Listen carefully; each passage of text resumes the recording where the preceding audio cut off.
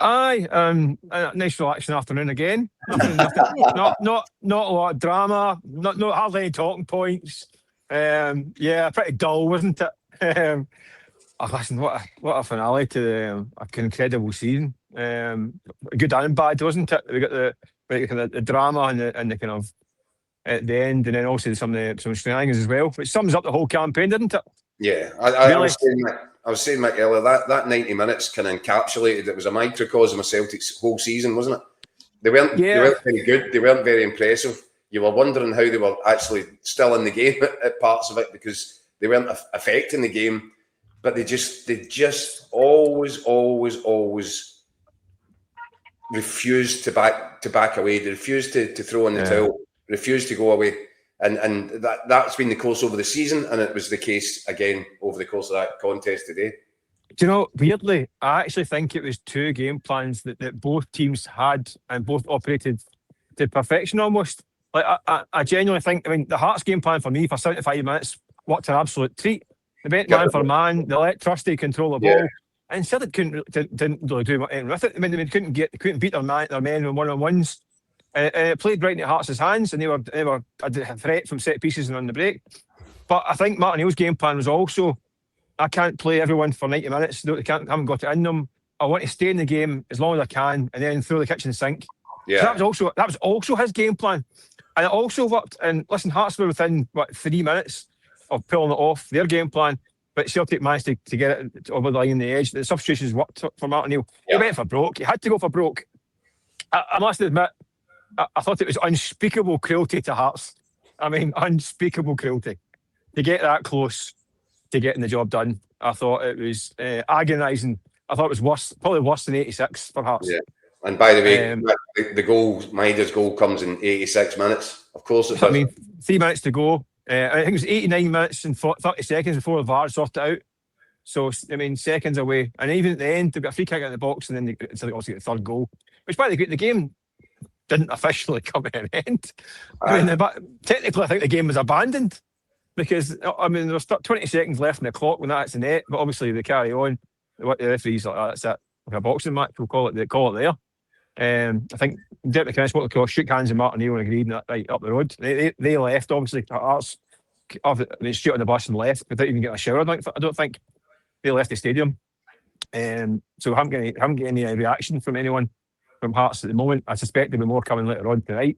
Yeah, but they were out the ground and away, which is a shame. Listen, Hearts didn't deserve that finale. Either the result or the stuff on the pitch. I genuinely think that if there wasn't that third goal, that was what tipped over the edge, right? I'm not going to try and explain people on the pitch. It shouldn't happen, right? And that needs to sort this out. It's happening all the time now. We need to sort this out, the pitch invasions. But the game finishes 2-1. I think Hearts deserved the chance to get a massive round of applause for their efforts. They didn't bottle it. They didn't trip up. Nerves didn't shatter.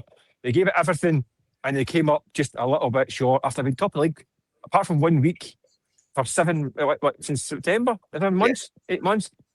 Heartbreaking. Talk about timing your run away. I know. For that length of time, Celtic go top for about 3 minutes. 3 minutes. I mean, I think it's agonising for Hearts, and I feel for them. I think it's, let's say, I mean, an absolute gut punch for them to get that close. The efforts they put in all season. I mean, but at the same time, you touched on it there, you've got to say this Celtic squad, for all limitations, for all weaknesses and faults and missteps in recruitment and all this, and dodgy managers, you name it, you cannot fault them in terms of desire, effort, work rate, sheer determination to get this job done. I mean, they've hauled themselves to the line here. Incredible style. I mean, listen, the last 15-20 minutes, they did create chances. They were banging the door. So it was coming at that point. But to do it so late, listen, they have done all season up till today. I think it was 19 points from the last 10 minutes of games. So you knew with 10 minutes to go, there wasn't the same kind of panic you normally get, because Celtic are going to get a chance. And it turns out they took it. I think a special word for the captain, Cal McGregor. Aye. Because it wasn't all that long ago there were Celtic fans. Remember, I did an interview with Scott Brown saying, look, you need to stop targeting this guy, because Celtic fans wanted him out of the team.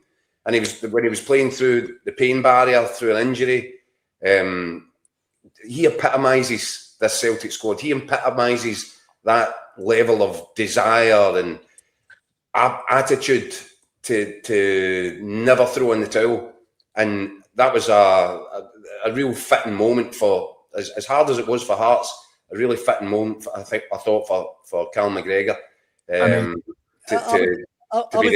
I'd throw in there as well, Keith James Forrest. I know we talk about it a lot, Mick. He made a difference when he came on again. He did come in the actual. A British record 14th title.